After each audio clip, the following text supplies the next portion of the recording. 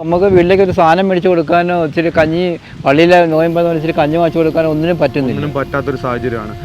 ഇപ്പം ശരിക്കും ഞാനിത് പറയാനുള്ള കാരണം എന്ന് പറയുമ്പോൾ എനിക്ക് വീട്ടിൽ നിന്ന് 1.5 കിലോമീറ്റർ അടുത്തേ ഉള്ളൂ. ഞാൻ എന്നും മിക്കവാറും കാണുന്ന ഒരു വ്യക്തിത്വമാണ് നജീബിക്ക. ഇക്കയുടെ ഇപ്പോഴത്തെ അവസ്ഥ എന്ന് പറയുമ്പോൾ ഇക്ക അന്ന് ആടുകളുമായിട്ട് ബുദ്ധിമുട്ടിയതിനേക്കാളിലും കൂടുതൽ ബുദ്ധിമുട്ട് ഇന്ന് ശരിക്കും ചാനലുകാരെ കൊണ്ട് ബുദ്ധിമുട്ടിക്കൊണ്ടിരിക്കുകയാണ്. ഇതൊരു നോമ്പ് കാലമാണ്. ഈ നോമ്പ് കാലത്ത് തന്നെയാണ് ഇക്കയുടെ ആ ഒരു സിനിമ റിലീസിന് ഒരുങ്ങുന്നതും.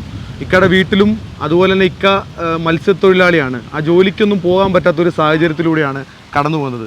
അപ്പം ആ ജോലി മാറ്റിവെച്ചിട്ടാണ് ഈ ചാനലിൻ്റെ ഇൻ്റർവ്യൂവിനും കാര്യങ്ങൾക്കും ഒക്കെ വേണ്ടി ഇക്ക നിന്നു കൊടുക്കുന്നത്. ഞാൻ അവിടെ പണിക്ക് പോയപ്പോൾ തന്നെ 2 കൂട്ടർ അവിടെ അടുത്ത് വന്ന് ഞങ്ങളുടെ അവിടുത്തെ എൻ്റെ മുതലാളിമാർ വരെ അവരെ പള്ളു പറഞ്ഞു. വരുന്ന ഒരു ഇക്കയുടെ ജോലി കളഞ്ഞിട്ടാണ് നിങ്ങളോട് സംസാരിക്കുന്നത്. ഇപ്പോൾ സോഷ്യൽ മീഡിയയിലൂടെ വരുമാനം ഉണ്ടാക്കുന്ന ആൾക്കാരുണ്ട്. അപ്പോൾ തീർച്ചയായിട്ടും ഇക്കയ്ക്ക് അതിൻ്റെ ഒരു പങ്ക് കൊടുക്കാനായിട്ട് നിങ്ങൾ തീർച്ചയായിട്ടും ചെയ്യണം. കാരണം ഇദ്ദേഹം ഒരു സാധാരണക്കാരനാണ് കേട്ടോ.